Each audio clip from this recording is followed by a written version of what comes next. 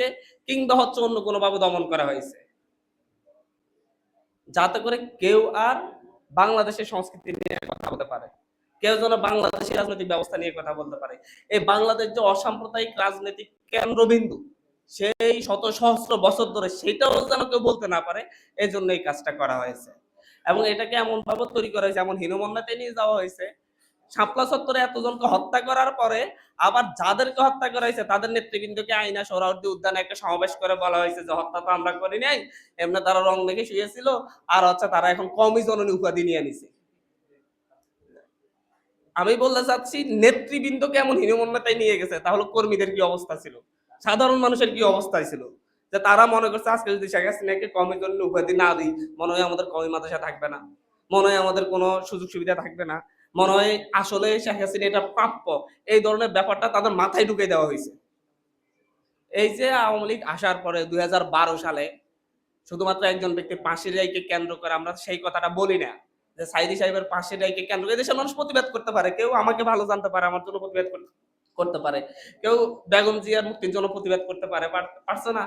কিন্তু দেলোয়ার হোসেন সাইদির মুক্তির জন্য প্রতিবাদ করতে গেছে 200 জনকে গুলি করে হত্যা করা হয়েছে 3 দিনে। কি ভয়াবহ অবস্থা!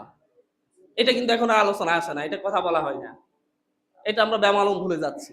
আমরা শাপলা নিয়ে যখন আমরা আলাপ করি 2013, ঠিক একইভাবে 2012 সালের 28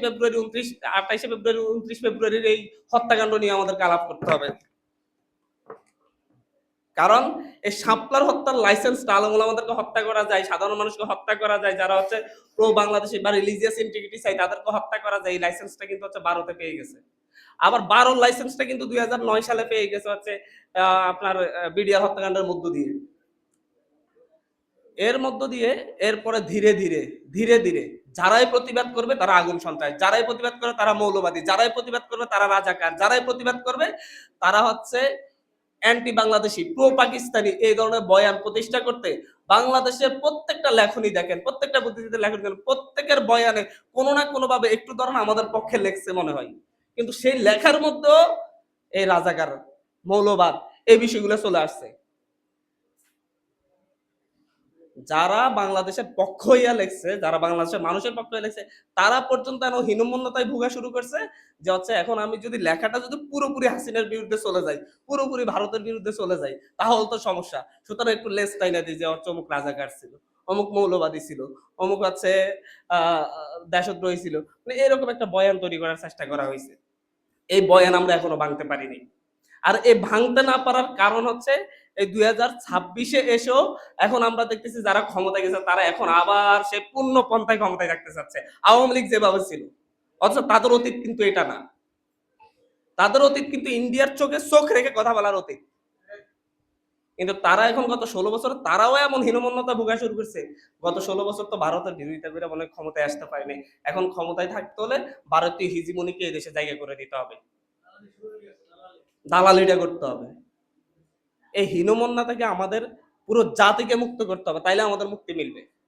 আমি একেবারে এই বিষয়টাকে আমি শুধুমাত্র একটা হত্যাকাণ্ড হিসেবে দেখছি না, আমি একটা ইস্টাবলিশমেন্ট হিসেবে দেখছি, যে হচ্ছে আলামুল আমাদেরকে হত্যা করা যায়, ভারতের বিরুদ্ধে কথা বলে হত্যা করা যায়, বাংলাদেশের সোসাইটি নিয়ে কথা বললে হত্যা করা যায়, এবং বাংলাদেশের ইন্টিগ্রিটি নিয়ে কথা বললে হত্যা করা যায়। এটা বৈধতা আমাদের কলমে দিয়েছে, আমাদের প্রত্যেক বুদ্ধিজীবীর কলমে দেওয়া হয়েছে, আমাদের প্রত্যেক সাংবাদিকের মোবাইলের পটকাটা দেওয়া হয়েছে, প্রত্যেকটা মানে প্রত্যেকটা টেলিভিশনের নিউজে দেওয়া হয়েছে যে হত্যা করাটা জায়েজ। 5ই মে শাপলা চত্বরে এত বড় হত্যাকাণ্ড হলো, 6 মে নিউজ হলো যে হচ্ছে হেফাজতের তাণ্ডব থেকে রক্ষা পেল না রাস্তার গাছও।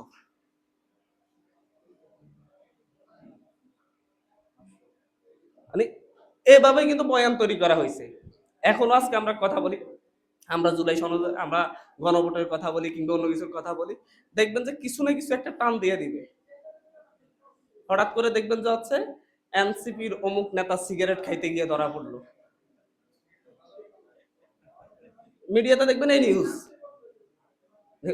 একেবারে মাথায় ঘুরে দিবে। মানে ওদের জন্য ওরা মদ খাওয়া অপরাধ না, নেশা করা অপরাধ না, আপনি সিগারেট খেতে গেলে অপরাধ। মানে ব্যাপারটা আমি এইভাবে দেখাচ্ছি হচ্ছে এইভাবে উপস্থাপন করা হচ্ছে। হাজার হাজার কোটি 11,000 কোটি টাকা ঋণ খিলাপি নিয়ে তারা সংসদে আছে, সেটা অপরাধ না? আর এনসিপির কোন একজন ব্যক্তি কারো কাছ থেকে ধারের 500 টাকা নিয়ে লেনদেন হয়ে ঠেলাঠেলি হয়েছে, এটা বিশাল নিউজের পাতায় চলে আসছে। বাংলাদেশের প্রত্যেকটা জায়গায় সাদা কার্ড তৈরি করা হচ্ছে, হকার কার্ড, এটা নিয়ে কোনো আলাপ নাই। আলাপ হচ্ছে এটার বিরুদ্ধে কে বলবে, বাংলাদেশের স্থিতিশীলতা নষ্ট করে। এখন সামনের দিনে বয়ান প্রতিষ্ঠা করার চেষ্টা করা হচ্ছে, সামনের দিনে এটা প্রতিষ্ঠা করার চেষ্টা করা হচ্ছে যে হচ্ছে যারাই বাংলাদেশের এই পরিবর্তনের পক্ষে, ইন্ডিয়ান হিজিবুনি ধ্বংসের পক্ষে, আমাদের মেইন মূল যে সংস্কারগুলোর কথা বলা হয়েছে, এই সংস্কারগুলো হলো হেফাজত হত্যাকাণ্ডের মতো কোনো ঘটনা ঘটা সাহসী কেউ করবে না, ঘটানোর সাহসী কেউ করবে না। এবং হচ্ছে এই সংস্কারগুলা হলে, এই পরিবর্তনগুলা হলে কেউ আর্মিতে হস্তক্ষেপ করে আর্মির অফিসারদেরকে হত্যা করার সাহস করবে না, কেউ গুলি করে 200 জন কেন একজনকে হত্যা করার সাহস পাবে না, কেউ লাঠি বাড়ি দেওয়ার আগে চিন্তা করবে এটা লিগাল হচ্ছে নাকি লিগাল হচ্ছে না। তো এই জন্য আমরা যখন এই পরিবর্তনগুলোর কথা বলি, তখন তারা এবার বলবে দেশের স্থিতিশীলতা নষ্ট করে দিচ্ছে, এরা অস্থিতিশীল করে তুলছে, মানে ভয়ঙ্কর ভাবে এমন বয়ান তৈরি করা হবে, আসলে কি লাউ না কদু এইটাই বুঝতে পারবো না আমরা, মাথার ভিতরে এটা ঢুকে দেওয়ার চেষ্টা করবে। এবং এই যে তারা এই যে পুলিশের পোশাক একটা পরিবর্তন করা হয়েছে, এই যে পুলিশের পোশাক পরিবর্তনের রিজন কি, তারা জুলাই হত্যাকাণ্ড ঘটাইছে, এই আলাপটা আসবে। এবং তারা জনগণের বিরুদ্ধে দাঁড়াইছে। সো পুলিশকে সেই মেন্টালিটি থেকে ফিরে আনার জন্য আগের পোশাকে, মানে আগের পোশাক তাদেরকে ফেরত দেওয়া হচ্ছে, তাহলে তাদের মাথায় আর এটা আসবে না, এরা আমার পোশাকটা আগে অমুক ছিল, ওই রঙের ছিল, এখন এই রঙের আসছে, এটা তাদের মাথায় আসবে না। কি ঘটনা ঘটছে সেটাও তারা ভুলে যাবে। তাদেরকে এখন লাইসেন্স দেবো, তোমরা তো আগে যে সুযোগ সুবিধা পাইতা, যে কালারের, মানে ছোট একটা সিম্বলিক পরিবর্তন, এটা কোনো মেন্টাল পরিবর্তন না। কালার, পুলিশের পোশাকের কালার পরিবর্তন একটা সিম্বলিক পরিবর্তন, এই সিম্বলের মধ্যে দিয়ে প্রমাণ হচ্ছে ওরা অপরাধ